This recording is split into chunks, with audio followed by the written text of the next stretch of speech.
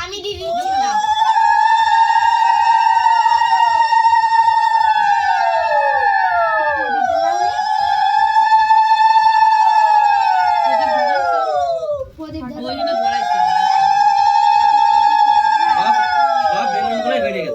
এনে আনলে বাইসে কোন রকম ওদের বললে বাচ্চা কাচ্চা রইছে